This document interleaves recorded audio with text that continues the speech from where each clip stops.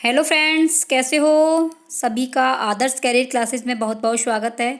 जैसा कि फ्रेंड्स आपको पता है कि आपको रोज़ाना जो है संस्कृत की लाइव क्लास दी जाती है। तो फ्रेंड्स आपके स्टार्ट हो चुके हैं मॉडल पेपर, और जिसमें से फ्रेंड्स मैंने जो है आपके षष्ठ 10 यानी कि 16 मैंने मॉडल पेपर करा दिए हैं, और ये आपका 17वां चल रहा है। तो दोस्तों कम समय में अधिक तैयारी कैसे करें, तो फ्रेंड्स आप जितने भी मैंने मॉडल पेपर कराए हैं उन सभी को देख लेना। आपको ये मालूम पड़ जाएगा कि संस्कृत का आखिरकार पेपर आता कैसा है।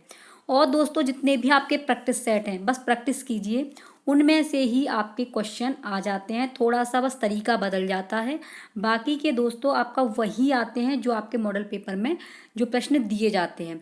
जैसे कि बात कर लेते हैं संधि। तो दोस्तों संधि जो है आपकी संधि कितने प्रकार की होती है? 3 प्रकार की होती है।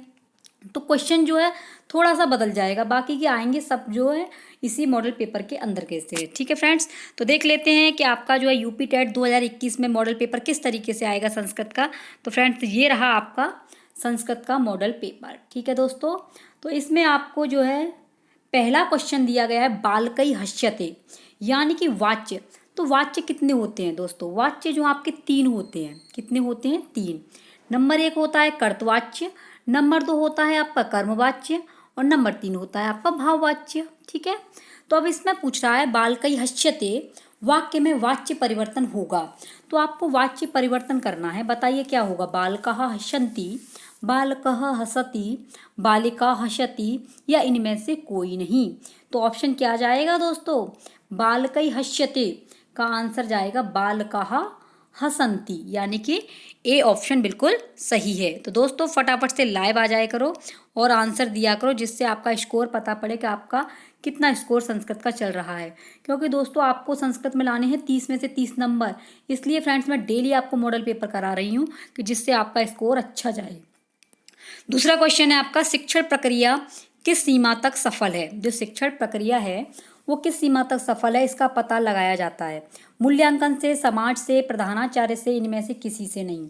तो आंसर क्या आ जाएगा दोस्तों? देखिए, समाज से तो शिक्षण प्रक्रिया का कोई मतलब ही नहीं है, प्रधानाचार्य से शिक्षण प्रक्रिया का कोई लेना देना नहीं है, इनमें से किसी का नहीं, तो ये तो होना चाहिए। तो इसमें आंसर जाएगा आपका मूल्यांकन। जब मूल्यांकन से जो है पता लग जाता है कि बच्चा किस स्कोर में चल रहा है, किस शिक्षण प्रक्रिया के अंतर्गत आता है।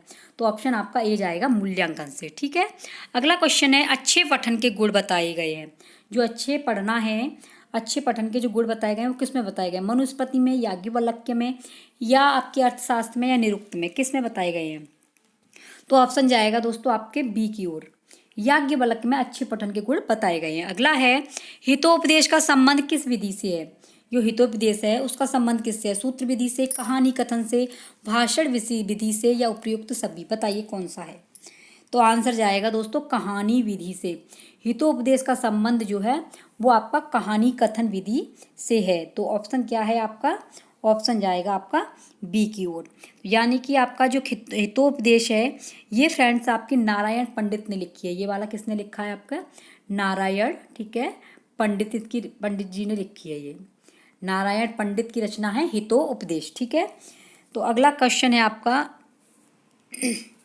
संस्कृत शिक्षण में कठिन उच्चारण वाली ध्वनियों के लिए सर्वाधिक महत्वपूर्ण क्या है। जो संस्कृत शिक्षण में कठिन उच्चारण वाली ध्वनियाँ होती हैं उसके लिए क्या सबसे अधिक महत्वपूर्ण है?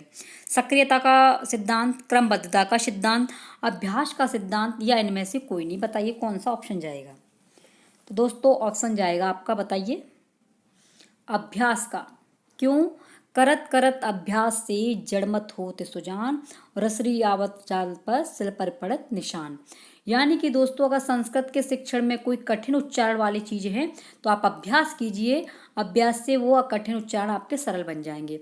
तो ऑप्शन जाएगा आपका 3 की ओर, यानी सी ऑप्शन। अगला है अर्थ समझते हुए वैदिक मंत्रों के सस्वर पाठ को कहा जाता है। परायण विधि, सूत्र विधि, वाद विवाद विधि, या उपयुक्त सभी। कौन सा जाएगा आंसर? बताइए फटाफट से। तो दोस्तों जो है आपके अर्थ समझते हुए वैदिक मंत्रों के जो सस्वर होता है उसके लिए जाता है आपका परायण विधि, यानी कि ए ऑप्शन बिल्कुल सही है। अगला क्वेश्चन है हरिश धन सेते। हरिश धन सेते में संधि का सूत्र कौन सा हुआ है? बताइए। तो इसमें जो आपका हरिश सेते में जो हुआ है वो फ्रेंड्स आपका स्तोह इश्चुनाश्चु, स्तोह इष्टुनाश्चु, ये संधि आपकी स्तोह इष्टुनाश्चु हरिश्चेते के अंतर्गत है। ठीक है, अगला है पूर्व पदार्थ प्रधान होता है। पूर्व पदार्थ प्रधान होता है। समास, समास की बात चल रही है। शब्दों को समास कहते हैं दोस्तों, वर्णों को क्या बोलते हैं, संधि, और शब्दों के मेल को समास कहते हैं। तो इसमें पूछ रहा है कि पूर्व पदार्थ प्रधान क्या होता है, तत्पुरुष समास, बहुब्रीहि समास, या द्वंद्व समास, या अव्ययीभाव समास। तो ऑप्शन जाएगा दोस्तों आपके डी की ओर। परेशान मत होइए फ्रेंड्स, थोड़े से समय में ही आपके 30 क्वेश्चन कराए जाते हैं, 1 से लेकर के 30 क्वेश्चनों का स्कोर कराया जाता है, और आपके जो यूपी टेट में 30 ही क्वेश्चन आएंगे। तो इसलिए दोस्तों ऊर्जा के साथ में अपने आप में आप जो क्वेश्चनों के आंसर दिया करो, जिससे आपको पता पड़े कि वास्तव में संस्कृत कितनी सरल है। अगला क्वेश्चन है, जिस समास में पहला पद संख्यावाची हो वह समास क्या कहलाता है? द्विगु, द्वंद्व, कर्मधारय, तत्पुरुष। तो बात दोस्तों आपके संख्यावाची की चल रही है, तो आंसर जाएगा आपका द्विगु की ओर। कौन सी की ओर? द्विगु समास जो होता है वही आपका संख्यावाची होता है। और फ्रेंड जो द्विगु समास होता है इसके जो प्रकार होते हैं वो 2 प्रकार का होता है। द्विगु समास कितने प्रकार का होता है? 2 प्रकार का होता है। कौन कौन सा? नंबर 1 समाहारः, इसके जो है इसके 2 भेद होते हैं जो है आपके द्विगु समास के।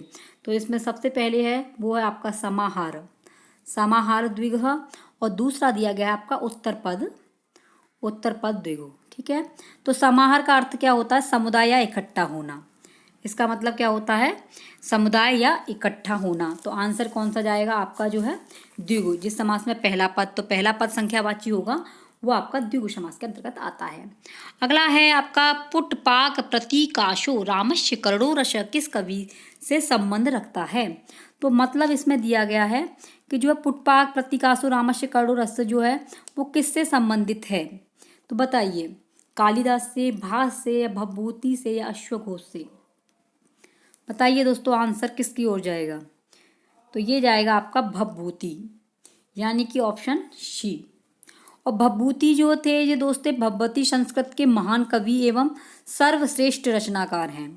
ये भवभूति जो है संस्कृत के महान कवि हैं और ये सर्वश्रेष्ठ नाटककार भी हैं। ठीक है, अगला क्वेश्चन है, क्व सूर्य प्रभो वंश क्व चाल्प विषयामति पंक्ति किस ग्रंथ से उद्धृत है? रघुवंश से, या विज्ञान शाकुंतलम से, उत्तर रामचरितम से, या मेघदूतम से? किससे ली गई है दोस्तों?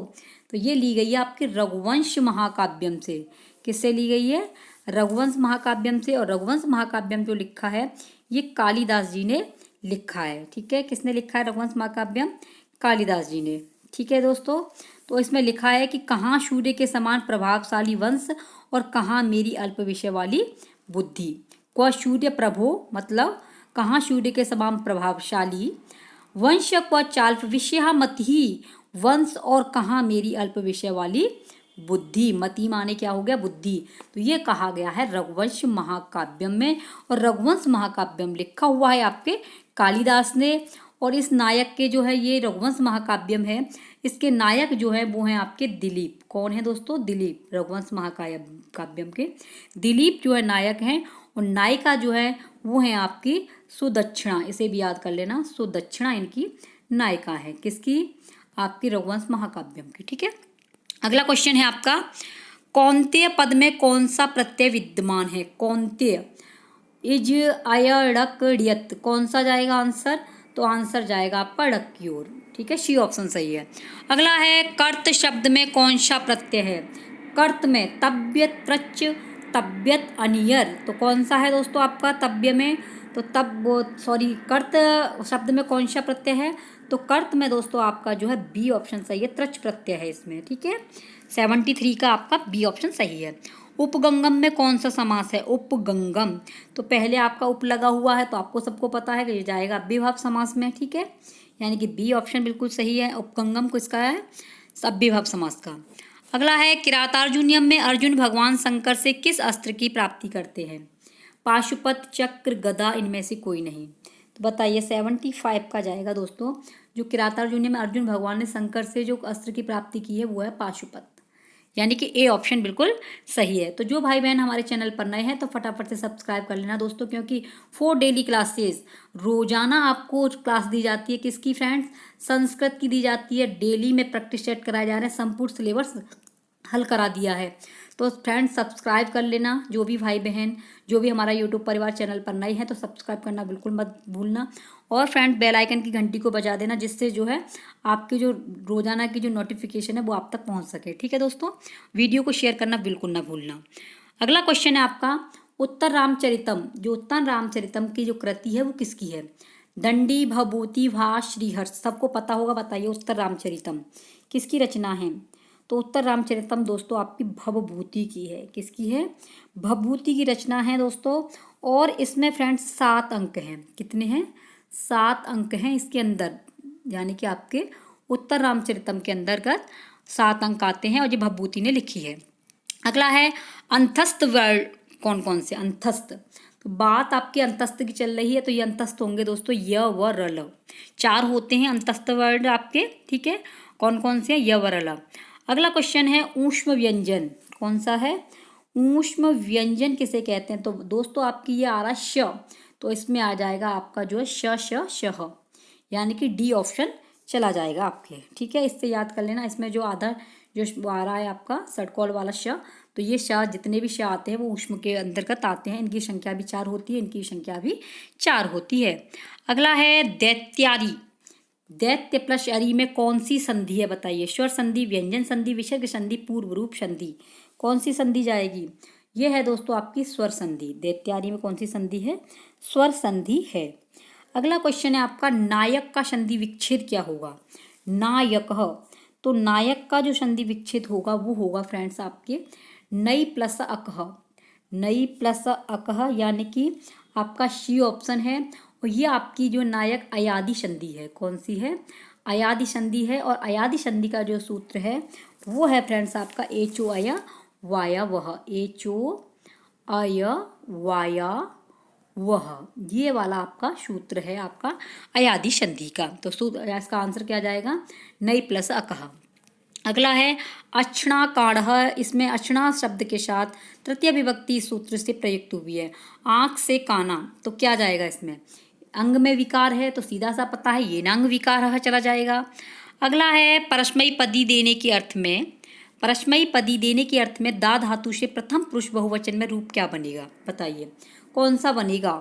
तो दोस्तों आपका 82 का जो ऑप्शन जाएगा वो ददती, ये बनेगा आपका प्रथम पुरुष बहुवचन ददती। अगला है द्व अधिक पंचाशत, द्व अधिक पंचशतम किस संख्या का वाचक है? बताइए किस संख्या का वाचन है?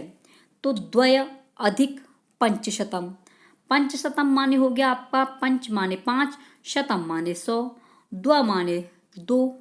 ठीक है, तो कितना हो जाएगा? बताइए कितना जाएगा? बताइए फटाफट से। 52, 25, 50, 502।